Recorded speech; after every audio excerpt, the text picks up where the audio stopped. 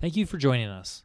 The following presentation is from a webinar titled Accounting and Auditing Update, originally produced on February 21st, 2013. The presenter is Janice Snyder, Principal with McKonly Asbury. Enjoy the presentation and check us out online at www.macpas.com for future events and webinars. Good afternoon. Welcome to McKonly Asbury's Accounting and Auditing Technical Update. My name is Janice Snyder, and I'm an auditing principal with McKonly Asbury, and we're going to spend the next 50 minutes going through an overview of what the FASB, the AICPA, and the SEC have been up to over the past several months. The first slide is a standard disclaimer just to say I am not any of these regulatory boards. I do not represent the FASB, the AICPA, the SEC, or any other regulatory agency. The information in this presentation has all been derived from information that they have made publicly available, and I will be sharing that with you today. Okay, today's agenda is going to cover a FASB update where we're going to go into some of their most recent auditing standards updates, as well as their exposure drafts. Then we're going to talk a little bit about the AICPA and the clarified auditing standards. We're going to talk about what the Private Company Council is up to, where we stand on the SEC and IFRS, and some of the joint projects of the FASB and the IASB. As we begin with our FASB update, I have a summary slide here, and we're going to talk about the accounting standards updates of balance sheet offsetting, which was originally issued in 2011 and was reissued in January of 2013. We're going to talk about intangible impairment, comprehensive income. And then in terms of exposure drafts, we have the disclosure framework that's still out there. We have foreign currency, the liquidation basis of accounting, and investment property entities. We'll begin with balance sheet offsetting. As I mentioned, this was originally issued in 2011. There were a lot of questions about what was in scope and out of scope and how things were going to be netted or not netted on the balance sheet. And so this was reissued in 2013 with some clarifications. This is to be effective for annual reporting periods beginning on or after January 1st, 2013. So for the public companies out there, this is effective for your first quarter. For the private companies, you have a little bit longer to apply this. The items that are in scope include derivatives, sale and repurchase agreements, reverse sale and repurchase agreement, securities borrowing and securities lending arrangements. And this is limited to financial assets and financial liabilities as they occur on your balance sheet. This does exclude loans and customer deposits that are netted on the statement of financial position. Okay. The most significant impact of the balance sheet offsetting is the new disclosures. This will require you to put gross and net amounts, preferably in a tabular format, is suggested by the standard, and that you show which items have been netted or subject to master netting agreements within your financial statements, so that these can be a little more comparable to IFRS financial statements, which show a lot more things on a gross basis on the financial statements and have a lot less netting than our current standards. Moving on to indefinite-lived intangible assets. This looks very similar to the goodwill impairment guidance that's out there, and many of you may have already adopted this for your 2012 year ends. So you get to consider qualitative factors before you move on to a quantitative analysis to consider impairment. So you get to look at things like cost factors, financial performance, legal and regulatory matters, and other items, just like you were able to do for goodwill. Moving on to the next exposure draft is comprehensive income, and this is reporting amounts that have been reclassified out of accumulated other comprehensive income. And this standard was just issued this month. It is ASU 2013-02, and you do have to keep in mind that this is effective for annual reporting periods beginning after December 15, 2012. So again, the public companies out there, keep in mind this is effective for your first quarter. Non-public companies, you have until essentially 2014 to apply this standard. Thing to note is that it does not change your current reporting requirements for reporting net income or other comprehensive income in your financial statements, but it does require an entity to provide enhanced disclosures for items that are reclassified out of accumulated other comprehensive income and moving into income. And you have a choice of how you disclose these items. These items can either be shown on the face of the statement where net income is presented, which for most of you is your income statement, or it can be shown as a separate disclosure in the footnotes to your financial statements. And just I noted here at the bottom of this slide that this is nonprofit entities are specifically excluded from the scope of this update. So definitely keep this in mind as you're preparing your Q1 reports. Now we're moving on to exposure drafts. And the first exposure draft is the disclosure framework, which was issued in July of 2012. And within this framework, the FASB is seeking ways to improve effectiveness of disclosures, and they want to focus on public companies, private companies, and nonprofit organizations. So they want to put in place a decision process that could help the board in establishing these disclosure requirements and how they might vary for different users of the financial statements. They want some flexible disclosure requirements, and they basically want to put a framework, as the title of the exposure draft says, around that gives you some flexibility to present the users of your financial statements information that is meaningful to them. And they want you to use judgment of the organization and the individuals that will be informed to determine what is relevant in the specific circumstances. They are also looking at some organization and formatting techniques that could try and make the financial statements easier to use and easier to understand for all those potential investors out there or lenders or other individuals that use the financial statements. Moving on to the next exposure draft are foreign currency matters. This was issued in October of 2012, and it addresses how a parent company will account for the cumulative translation adjustment when they are derecognizing certain subsidiaries or certain groups of assets. This is a very specific exposure draft that probably does not affect a lot of companies out there. So just keep this in mind if you are derecognizing certain subsidiaries or certain groups of assets in which you have foreign currency or they're held in another currency, and you may have certain items where that cumulative translation adjustment may need to be recorded into net income as you record this transaction. Moving on to our next exposure draft. I know I'm moving through these very quickly, but this is designed to be an overview, so hopefully you'll find it helpful and be able to pick out the things that affect you and your company rather quickly so you can dive further into those items. So the liquidation basis of accounting.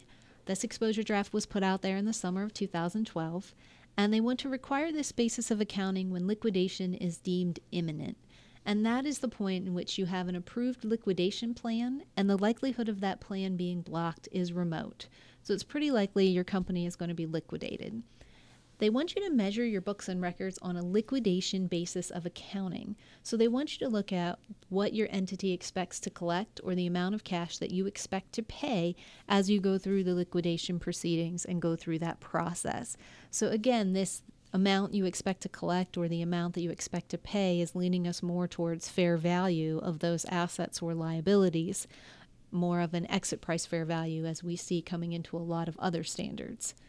The two statements that you would then be required to present on the liquidation basis of accounting is a statement of net assets in liquidation and a statement of changes in net assets in liquidation. So these statements would certainly look very different than anything you would have produced in the past. Moving on to our last exposure draft, we're going to talk briefly about investment property entities. This was issued quite a long time ago in October 2011.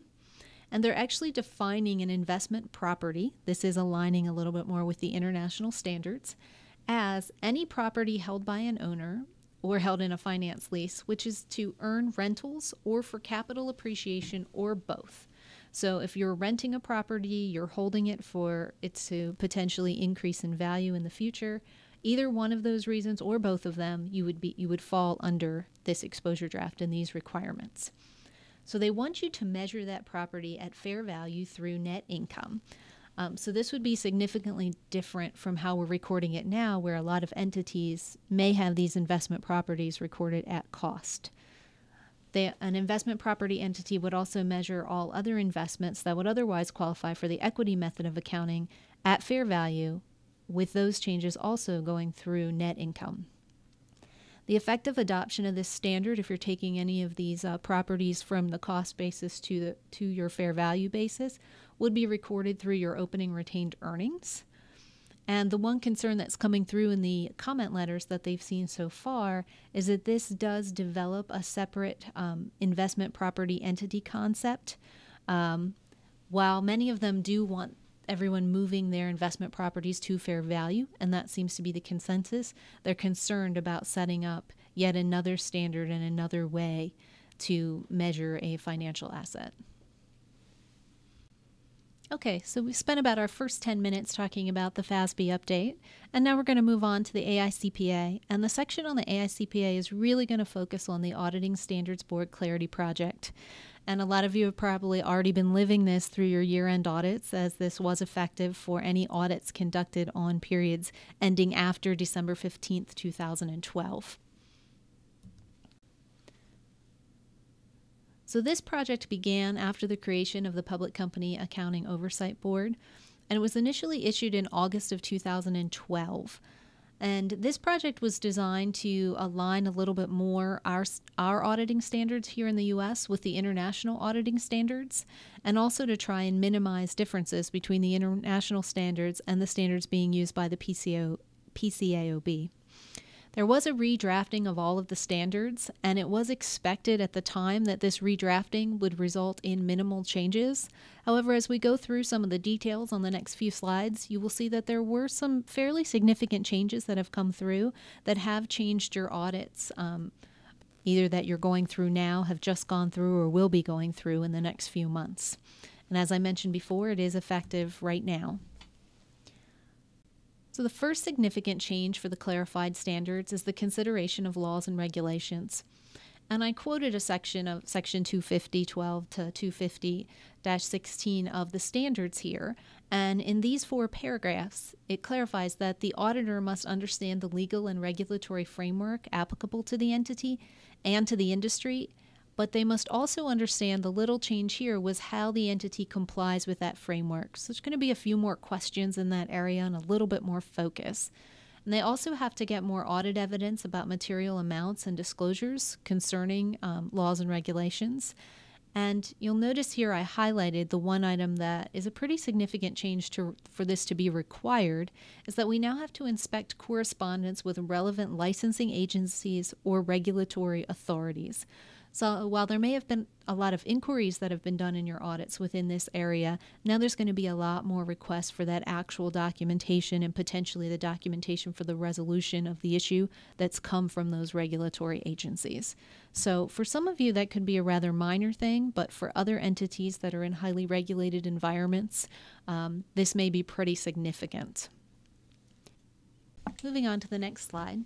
We'll look at potential reporting requirements of non-compliance, and it does highlight here that the auditor may be responsible for modifying their opinion and including an explanatory paragraph of any potential non-compliance with laws and regulations to the extent that that non-compliance could have a material impact on the financial statements.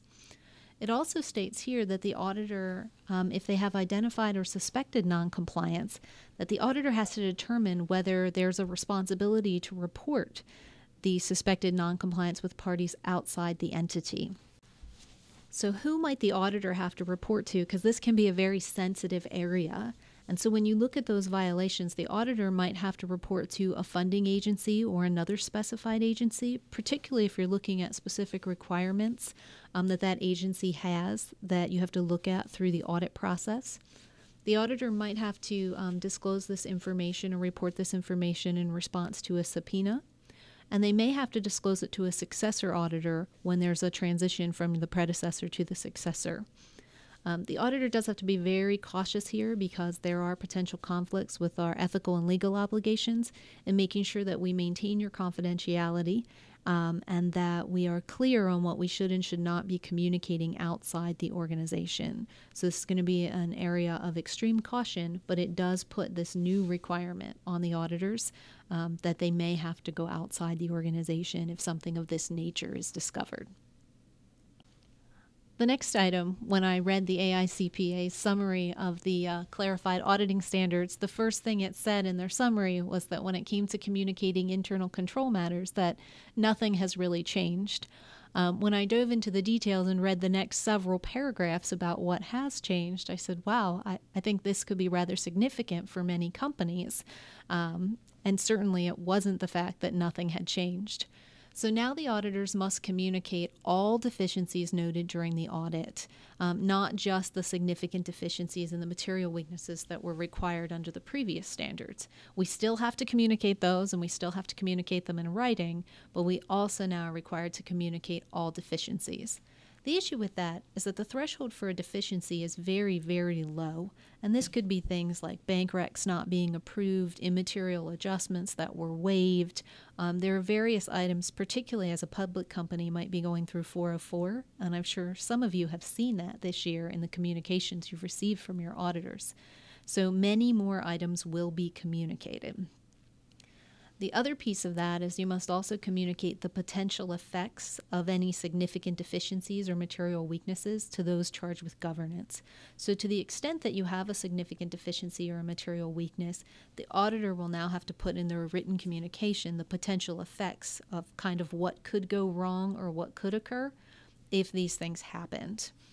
And they now specifically gave the auditors permission that we may put in writing that we did not note any material weaknesses as we conducted our audit. So I provided here on the next slide the AU section 265.12b, where they go through and tell you that we have to communicate still all material weaknesses in writing, but where they go through and say deficiencies. The spirit of us communicating all deficiencies is that they said, listen, auditors may have been making judgments about what's material, what's not material, what's significant, what's not significant, or also what might be important to management. And they really didn't want auditors making those decisions for management. So they decided that the auditors have to communicate all deficiencies if they are deemed to be of sufficient importance to merit management's attention. Now that's still very judgmental and very subjective in the language that they have there. So I've seen many, particularly large audit firms, take the position that we're going to communicate everything so that we're not in a position that we're making a judgment call on behalf of management. So the auditor does have to communicate all the deficiencies that they've noted and anything that they've noted through internal controls or conducting their audit procedures. And they have to give that to management. But once they communicate it 1 year, if management says, thank you, we know we missed reviewing a couple of the reconciliations, but they were correct, we understand that. If it recurs a second year and it's still simply a deficiency and has not risen to the level of a significant deficiency, the auditor does not have to communicate that item again. Moving on to the next clarified auditing standard, one of the other things that was significantly affected was the going concern. And it now requires the auditors to obtain written representations from management if conditions or events have been identified that there might be a going concern. So your rep letters could change if you have a going concern opinion, and they've also given much more clear guidance and language around explanatory paragraphs that may need to be included in your opinions if you could be a going concern. The next item that's pretty significant that the clarified auditing standards focused on was related party transactions and how we focus and look at related parties. So first we have to consider if the related party transactions could result in any material misstatement. And the auditing standard setters say, yes, we believe that when you have transactions between two related parties, this represents a high risk area for your audit and that this is a fraud risk area. So immediately this is elevated in terms of the audit approach and will require your audit team to do more procedures, make more inquiries, examine more documents, and do more detailed testing around these related party transactions. If the auditors do discover additional related party transactions, this could require additional disclosures in your financial statements, as well as potentially an explanatory paragraph in your opinion. As we move on to the next slide, I've given you a few sections of the actual language within the auditing standards in section 550, 04, 05, and 06. And I highlighted a few things here that says the auditor has a responsibility to perform audit procedures to identify, assess, and respond to risks of material misstatements arising from the entity's failure to disclose or record anything in regards to related party transactions. So it's going one step further. We always had to assess them, we had to respond to them, make sure they were properly disclosed, but now it's a responsibility to identify them, and some of the procedures on the next slide you'll see are moving us in that direction. They've also said that because fraud can be more easily committed through related parties, that's one of the key reasons that they're focusing on this as a fraud risk. And in the last paragraph there, they state that related party relationships may present a greater opportunity for collusion, concealment, or manipulation by management. So with that background, you're going to see your auditors, if you haven't already, asking for potentially some more information in regards to your audit to help identify these relationships, make sure the transactions are properly recorded, and that they are properly disclosed. And here's a list of things, many of which your audit firm is probably already doing, but there will definitely be some additional procedures as a result of these procedures listed on this slide. Okay, that wraps up related parties, and now we're going to move to some quick clarifications on external confirmations. The standards clarified that oral responses to confirmations do not qualify as a confirmation. So we receive a letter from a banker or a receivables confirmation where they're saying, yes, we owe you this balance, and they write back and say, no, we don't, and we call them and they say, oh, we made a mistake. The auditor can no longer rely on that oral response, and they will be going back to the individual and say, we need you to put that in writing. And it needs to be a direct written response obtained by the auditor from the third party. So as we move on to the next slide, it focuses a lot on the auditor's direct access to the information. And they go through here different things about electronic access and things of that nature, as sometimes we can log on to a bank site and get access to the balances in your bank account or the amounts you owe on your debt. It's okay for us to do that, provided the website and the logon information comes directly from the third party and from their secure website. So we cannot go to the client, get their logon to their bank account, log in and see the balance and say, that's great, we confirmed it. That does not qualify as an external confirmation, and they have clarified that in this standard. So for any audit teams that may have done that for your audits, they may now be looking to contact the bank directly or to get logon information directly from the bank. That's it for external confirmations. The next area, I'm sure you can tell as we're going through these, when they say there's very little changes, there have been quite a few changes in these auditing standards. And the next one that's very significant is group audits. This standard puts a lot of onus on the group auditor or the lead auditor to really drive the audit process and to push that down to the component auditors and to say, this is your materiality level, this is the level to which you must audit, you must confirm your independence to me, you must confirm how you conducted your procedures, you must give me a lot of information about the audit procedures that you have done, and it's no longer acceptable for you to simply send me a clean audit opinion on your subsidiary. So there's a lot of details in these group audits. And the one big thing it does do is eliminate the coverage concept. The group auditor is no longer allowed to decide, wow, I got 60, 70, 80% coverage of the entities by looking at these 4 entities and ignoring these other 10 because they're not material. It now requires them to allocate materiality down to each individual entity and to make an assessment of whether or not procedures need to be done at each entity.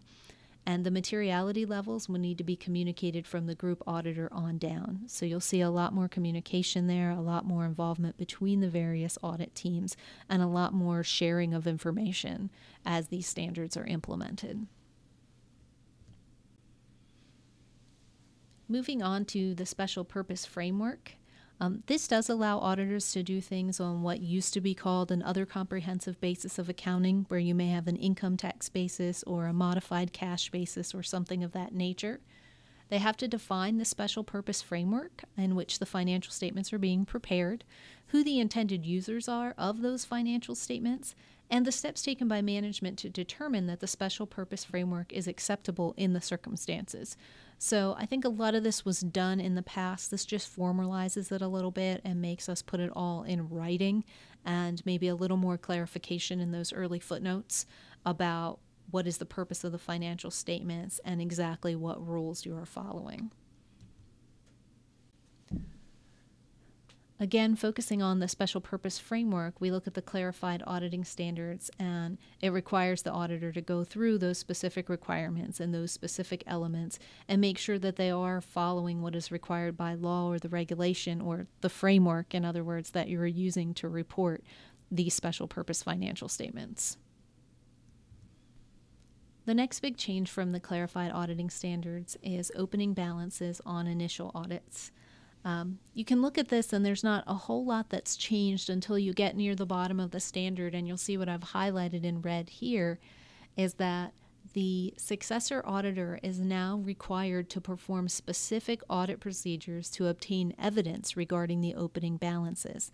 So you're still going to have to go out and review the predecessor auditor's work papers and go through their audit documentation and get comfortable with what they've done over the prior year financial statements.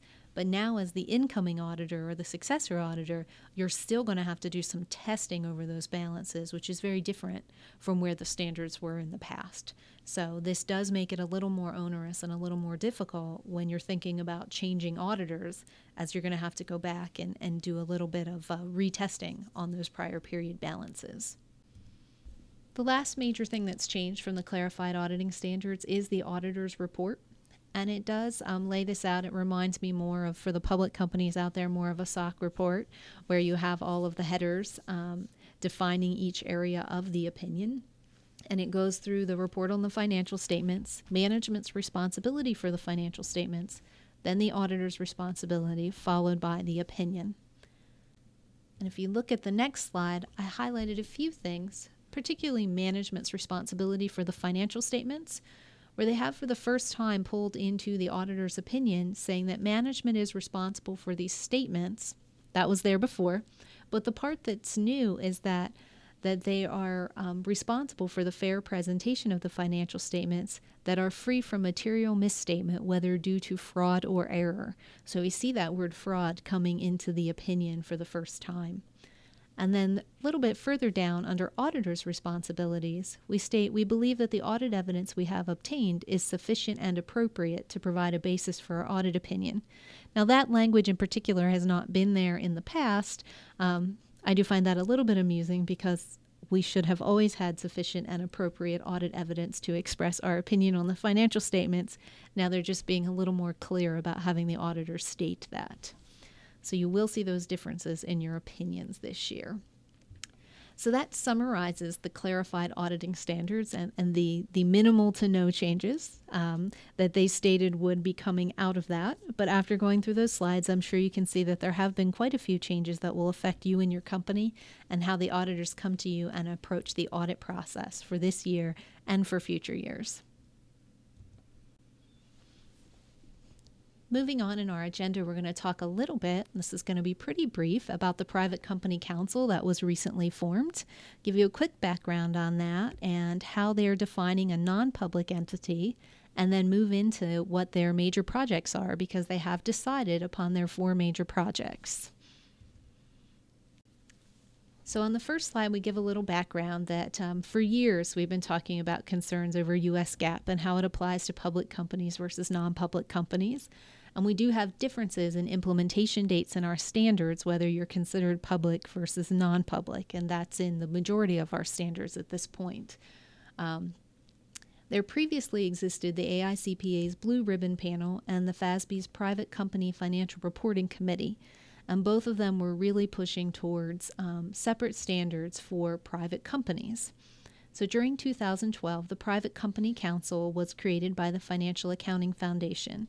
Now, this is a committee of the FASB, and they have the authority to make recommendations for changes to potential accounting standards and how they could be modified for non-public companies. So the council is charged with identifying issues in U.S. GAAP related to private companies. However, anything they decide or anything they recommend will be subject to endorsement by the FASB. So the Private Company Council does not currently have the authority to actually change standards. They can only make recommendations that then have to be endorsed by the FASB. It should be noted that for private companies, The U.S. is probably a little bit behind the rest of the world. In the international standards and IFRS, they have IFRS for SMEs, which is small and medium-sized entities. And when you dive into that, that's really IFRS for non-public entities. It doesn't have a lot to do with the actual size of the entity. We also know that in Canada, when they adopted IFRS in 2011, that they maintained their Canadian GAAP for their private companies. We know there are various countries throughout Europe, including France and Germany, that have maintained their local GAAP for their private companies as well. So we certainly are seeing that divergence between private company accounting and public company accounting. On the next slide, we have Billy Atkinson, chairman of the Private Company Council. And he is stating here that the success of the council will be based on collaboration and mutual respect for and between the Private Company Council and the FASB. So really emphasizing the importance of the two of them working together on these projects. And they did have their initial public meeting on December 6, 2012, and they had another meeting in February. And I'm going to give you some updates on that as we go through the next few slides. So the first thing the Private Company Council is really looking at is what is a non-public entity? And they're going, we're not trying to develop a separate framework for non-public entities, but we are trying to look at 6 major factors, including types and number of financial statement users, access to management. Is this a privately held family-owned business that deals with 2 local banks and, they're having their audit and their financial statements done for covenant purposes, and certainly the owners of the bank or the ones overseeing that debt can call the owners of the company, have access to the CFO, and would be able to get more information about the financials they were presented should they need it. So they're really trying to look at access to management, different investment strategies, accounting resources, and things of that nature to decide what is a non-public entity versus a public entity in terms of how they're viewing them. The preliminary recommendations that they have to look at to say how can we help non-public entities and make the financial statements and, the FASB standards more applicable to them and easier to apply is to look at recognition and measurement guidance and allow for certain differences there. Focus on disclosure requirements and say, is the information that we're currently disclosing really relevant for all the non-public entities out there? Look at the display requirements, kind of how is the financial statement presented, and is this meaningful to the users of non-public financial statements? We already have differences in the effective date, as well as some differences in the transition methods and how you may adopt new standards. So an exposure draft on this is expected in June of 2013. And I mentioned a couple minutes ago that the key projects identified by the Private Company Council that they've focused on in their first 2 meetings held in December and February is that they want to first look at consolidation. And that's really when you think of variable interest entities. A lot of our private companies have real estate companies or other partnerships or have entities that are a little bit entwined with their business, and because of control consideration and other requirements of either FIN 46R or FAS 167, they're required to consolidate these entities on their financial statements. And when they do that, a lot of times the bankers or other individuals are backing that information out so that they can look at the core operating company and actually calculate their covenants. So the first thing they want to look at is consolidation. The next one is accounting for interest rate swaps, which can be very difficult and time-consuming for a lot of private companies. They're wondering, is there a lot of benefit to having the mark-to-market on the interest rate swaps going through other comprehensive income as opposed to going through regular income? And we'll see where they come out on that one. The next one is recognizing and measuring intangible assets that are acquired in a business combination, and really how you calculate that fair value and how difficult and sometimes costly that can be in order to record those intangible assets on the books. And their fourth project is income taxes, and it's focusing on those uncertain tax positions and some of those difficult probability calculations to come up with an estimated liability. So that concludes the projects for the Private Company Council. We're not really sure at this point where it's going to go. As I mentioned, they were just formed in the middle of 2012, and they've had 2 meetings, so they're starting to get some momentum, and we should stay tuned on how that can affect and help all of our non-public entities. So moving on in our agenda, we're going to talk about the SEC and IFRS and where we stand in the U.S. on that.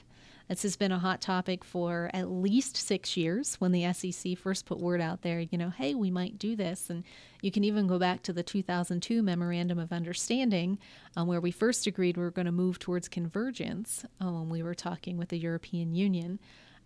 So certainly this isn't anything new, but the U.S. is one of the last in the world to adopt IFRS if we potentially do. So whenever I talk about IFRS, the first thing I like to talk about is how many countries in the world have adopted it. So if you look at this slide, you see the picture of all the countries that permit or require IFRS. And I know that this slide is from a November 14, 2011 webcast. However, this is still some of the most current information out there that India is still adopting, Japan has adopted. You've got almost all of South America. You now have Canada that's adopted, Mexico, all of Europe adopted in 2005, as well as Australia in 2005. So most countries in the world by 2012 are either on IFRS or have a very short-term plan to have adopted IFRS by 2014. And the only major economic country that has not is the United States. I even see here, that Saudi Arabia is not highlighted, but they actually require IFRS for all of their financial institutions, and that they have to follow that. So, at least a portion of their economy is following the international standards.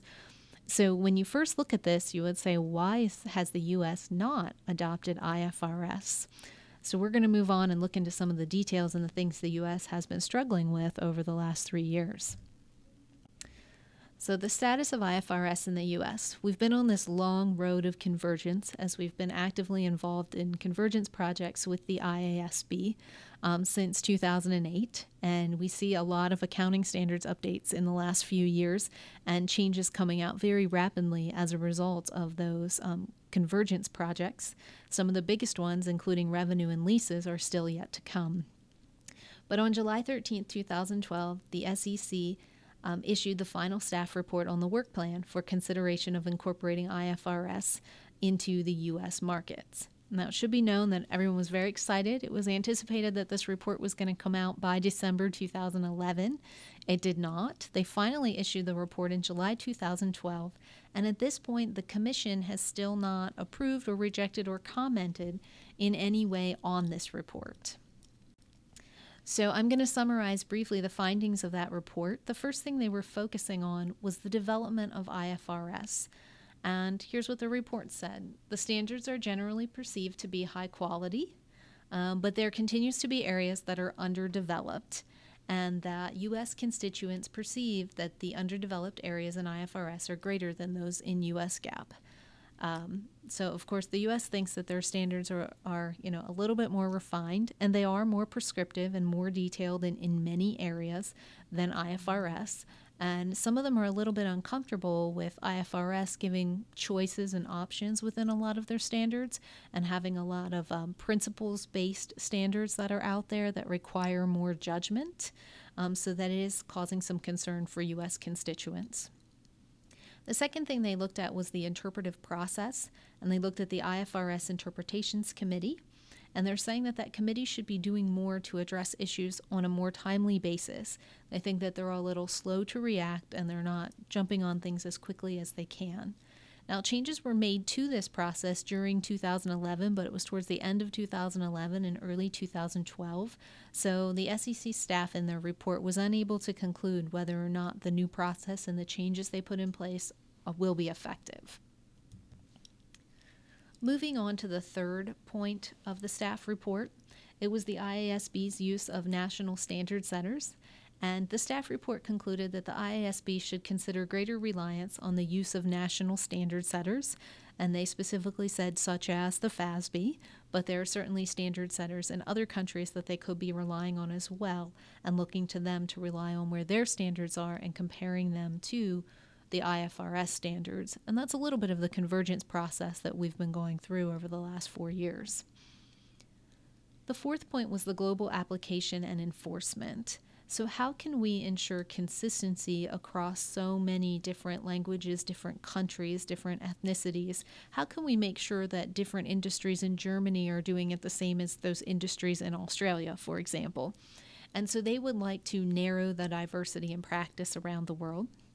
And they think that the SEC may be able to be a constructive influence on consistent application and enforcement, and that if the U.S. would adopt IFRS, that we could get some consistency across certain industries that could help drive the rest of the world in those areas.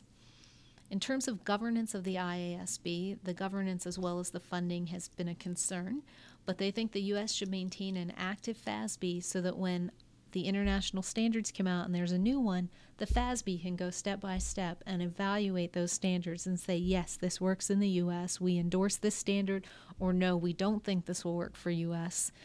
markets and we do not want to endorse this standard. So that was really the fifth key finding.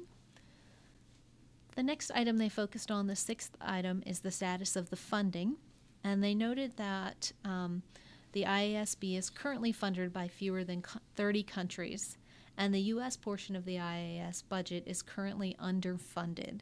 So they are concerned about where the IASB is going to continue to get their funding and who's really going to pay for this board that is designed to truly be independent.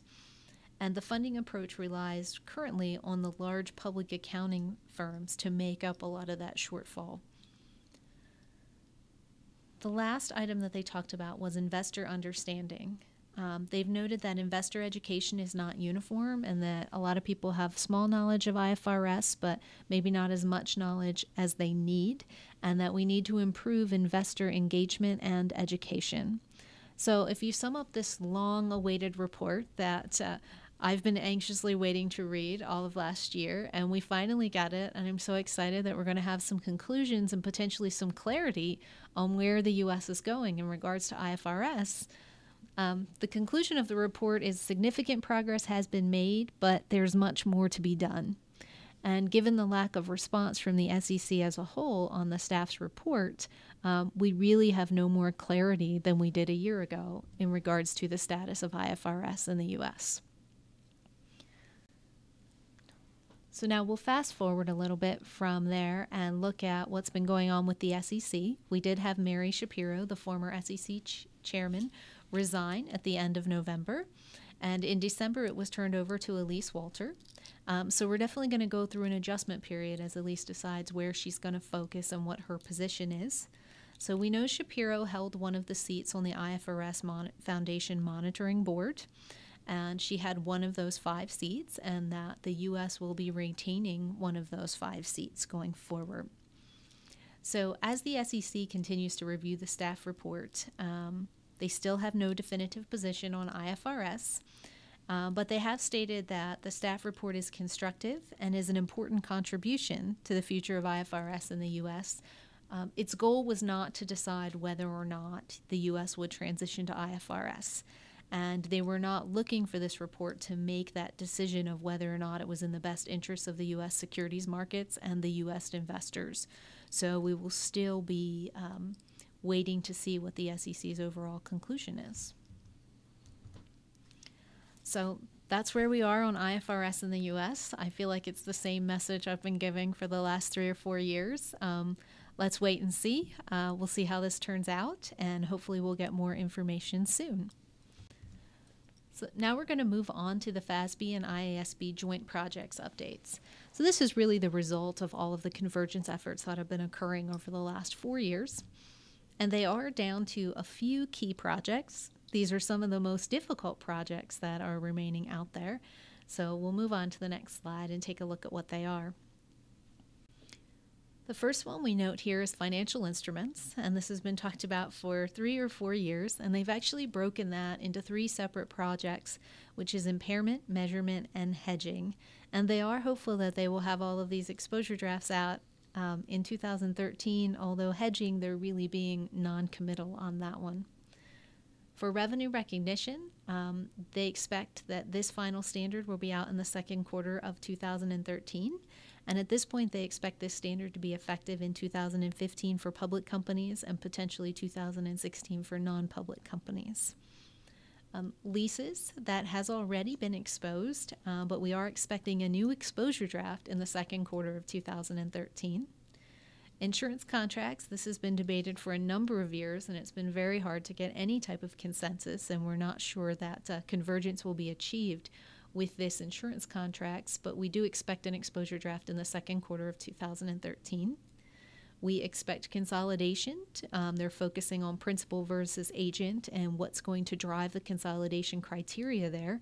And we expect a final standard in the second quarter of 2013. And the last one we're going to talk about is investment companies, and we still expect that to be final within the first quarter of 2013. So quite a few things are supposed to happen in the next 4 or 5 months. The first one I mentioned is financial instruments, and that has 3 elements. And the first one is impairment. And that exposure draft was issued on December 20th, 2012. And for all of you who are very excited about the new impairment model, I'll give you a few snippets of that in a moment. You still have until April 30th to comment on the impairment exposure draft. For classification and measurement, we expect that exposure draft to come out in the first quarter of 2013. And they do expect that comments will be due the earlier of 90 days after issuance, the later of 90 days after issuance, or April 30th, 2013. And for hedging, that's still kind of off in the future, and they're not committing to a date at this point in time. So in terms of impairment, the board has come out and issued the exposure draft for the credit impairment model, and this affects all entities with financial assets not accounted for at fair value through net income. So you think of any of your investments that are now classified as available for sale, and the mark-to-market is going through other comprehensive income, they would be subject to that. In addition to any loans, debt securities, trade receivables, lease receivables, loan commitments, reinsurance receivables, and basically any other receivable on your financial statements would have to be evaluated under this impairment model. So, what does this impairment model say? It is a current expected credit loss model, and it requires the entity to recognize a credit impairment allowance for its current estimate of the expected credit losses held at the reporting date. Ooh, that's a mouthful. They basically want you to look at your contractual cash flows, net present value them, look at what you have on your books today, and if there's any shortfall, you would have to go through that calculation and record that as a credit impairment allowance. The big thing that this exposure draft does is it removes the existing term right now that this loss does not have to be probable, and you are not recording the most likely outcome. So this is truly an allowance. I think of it more of like a bad debt allowance. We're not sure we're going to fully recover this investment, so we're going to have to record this allowance on it. The other thing they noted in the exposure draft is that significant additional disclosures will be required under this new standard. The next item for financial instruments is classification and measurement. They've had a lot of discussions here about what is in the scope of this standard. So they've said it includes all financial instruments except for the things we're specifically excluding. I said, great, that's not too helpful. But I did list a few things here that they've agreed to exclude, which includes derivatives, leases, loan commitments, letters of credits, financial guarantees, insurance. And you'll see a lot of these things that are specifically excluded is because they're subject to other standards, like derivative instruments will fall under the hedging standard they will be writing. Leases have been worked on for years, and they will have their own standard. So certainly you would look to those other standards on how to account for those items. So what they're looking at for the classification and measurement, we expect that financial assets will be measured at fair value through net income with very limited exceptions, and that financial liabilities may be measured at amortized cost unless they are short sales or subsequently transacted at fair value, in which case they would also be recorded at fair value through net income. So when we look at the 3 measurement options for financial assets, most things will be at fair value through net income, which is everything that's remaining, but there are a few exceptions where you're allowed to record them at amortized cost. If the assets are held within a business model whose objective is to hold the assets in order to collect the contractual cash flows. So again, then the impairment model would come into play here as well to look at those contractual cash flows and see if this is impaired. You could record them at fair value through other comprehensive income if they're managed within a business model whose objective is both to hold the financial assets to collect contractual cash flows and to then sell the financial assets. And everything else will be at fair value through net income. The last one I mentioned was hedging. And again, they're not committing to any dates on this. This project's been ongoing since 2008. They initially exposed it in 2010. They got a significant amount of comment letters back from that, so they issued a discussion paper in 2011. The goal of this whole hedging potential exposure draft is to improve and simplify the hedge accounting. And when they got to the point of exposing that in 2010, they put out the exposure draft and they said, you know what, we don't really think that we've achieved that. So they've not gone back and begun their redeliberations on this topic. We really don't know when we're going to have a new exposure draft. The next item to talk about is revenue recognition, and we've all been talking about this for years. So the original exposure draft was in November of 2011. It was revised in January 2012. We are expecting a final standard in the second quarter of 2013, so with any luck, we'll have it by the end of June. And this is a new revenue recognition model that could significantly affect the way a lot of companies recognize revenue. It is based on a single contract model that would apply to all contracts with customers. And these are contracts, whether written, oral, or implicit contracts, and there are very limited exceptions to that. So entities would be required to recognize revenue upon satisfaction of performance obligation, which occurs when control of an asset transfers to the customer. And this issue of transferring the assets to the customer is really what was the focus of a lot of the comment letters of what does it mean to satisfy a performance obligation and when do we transfer control of that asset. This new standard would be required to be adopted retrospectively for companies, and it would apply to all contracts in existence in any of the periods presented. So you think of a company that presents 3 years worth of income statements, they would have to go back to the beginning of that first year presented and figure out all contracts that were in existence at that point in time and adjust all of their financial statements for all of the periods. So if this is effective in 2015, you would have to go back to January 1 of 2013 and adjust all of your revenue amounts for this standard. But the good news is we don't expect it to be effective before 2015, so you will have a little bit of time to figure that out. So as I mentioned a moment ago, the concept of control and how that control transfers was really a focus, and the way the standard was initially written, it was that it would eliminate percentage of completion accounting for the construction industry. So they have moved away from that, and they've sort of corrected and adjusted that in their key decisions to date, and that the principle of distinct goods and services will be used for identifying performance obligations, but that you can also use input methods such as costs incurred for measuring progress towards completion. And those key decisions allow us to retain something very similar to the percentage of completion accounting that we use today. They also looked at contract modifications and say that they would be approved when the modification creates or changes the enforceable rights and obligations of the parties, and that can be oral, written, or a customary business practice. That customary business practice was not in there in the past, and that would have made a very big difference in how a lot of particularly construction companies would have recorded revenue under the new standard. So that's the 10,000-foot view of revenue. I know we're starting to get a little bit tight on time, so I'm going to touch quickly on leases and then the few other standards that are out there. So leases were originally exposed in August of 2010. We do expect a new exposure draft by June of 2013. And they're proposing a right-of-use approach for lessee accounting. And hopefully most of you have heard by now that what this standard does is it puts an intangible asset for your right to use an asset on your books, and it also puts a liability on your books. It'll look a lot like debt, and then you would have the corresponding intangible asset that you would amortize. And companies would need to record all existing operating leases upon adoption of the new standard. and that there would be some transition adjustments that may need to be recorded directly to equity.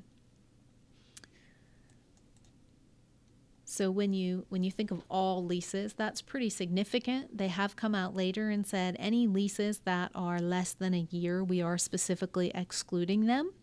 But anything more than a year will certainly be going onto your balance sheet, and they really have not wavered from that in any of their redeliberations or any of their feedback. They really want to get all these assets and liabilities onto the books because they believed a lot of these were essentially off-balance sheet financing in the past, and things could be structured in just the right way to avoid that capital lease accounting.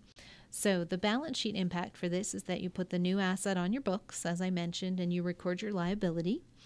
And, the current updates and their current discussions is that you're going to have two options for how you record these on your income statement. And one is an amortization and interest approach, where you amortize the intangible asset and then you record the interest expense associated with the liability. The other approach is what they're calling a single lease expense approach, where you put the intangible asset on your books and you put the liability on your books, but you essentially expense that on a straight line basis over the life of the lease. Now, since the 2010 exposure draft, the things they have committed to was excluding short-term leases, so leases less than a year, the concept of a single lease expense or interest and amortization on the income statement.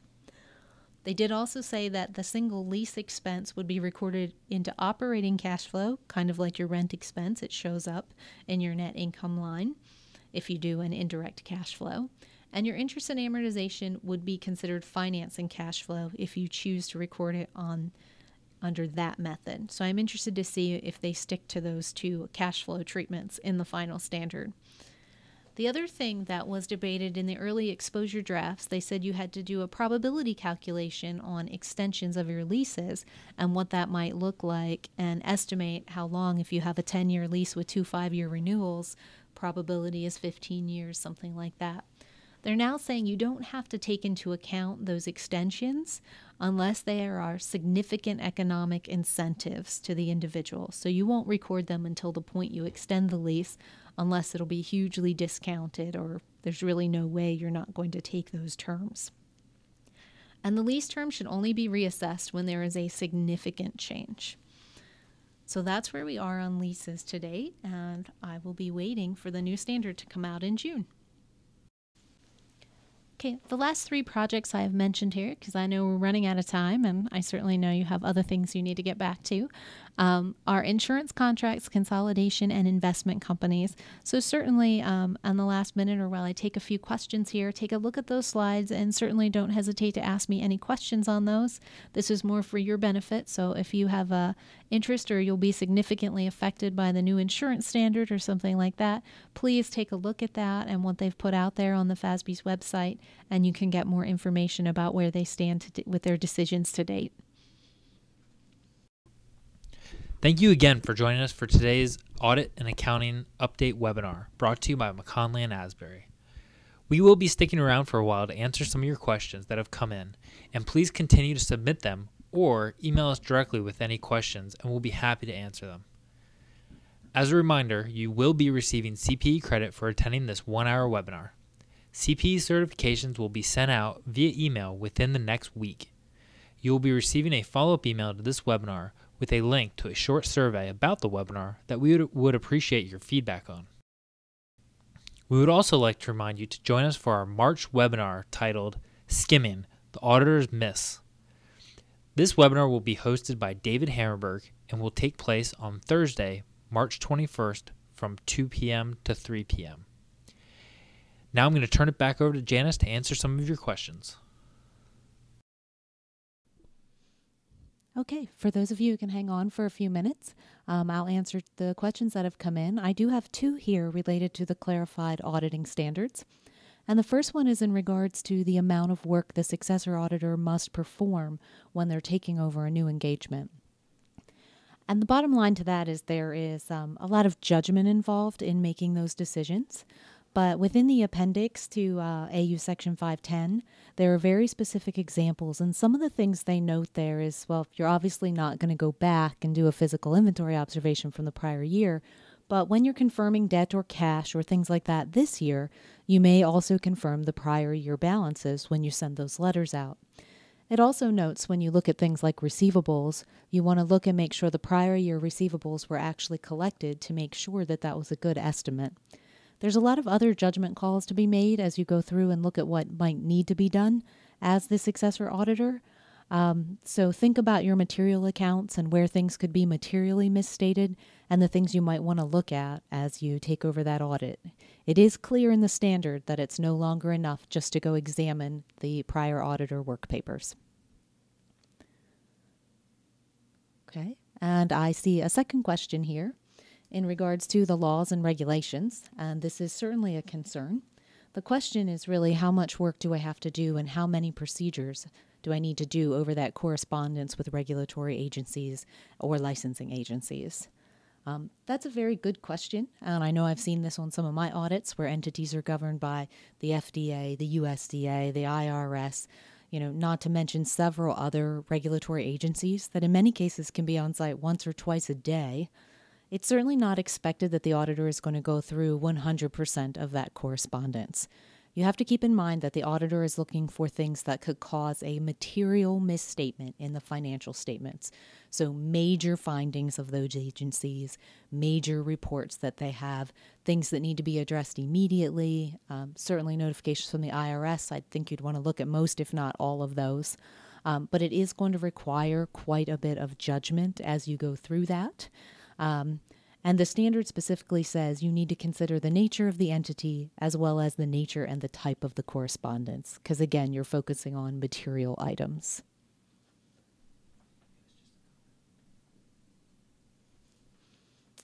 Okay, I think that's it. We are a little bit past 3 here. I thank everyone for their time today, and I hope you were able to learn something or at least see areas you need to focus on as to how they might affect your company. Thank you.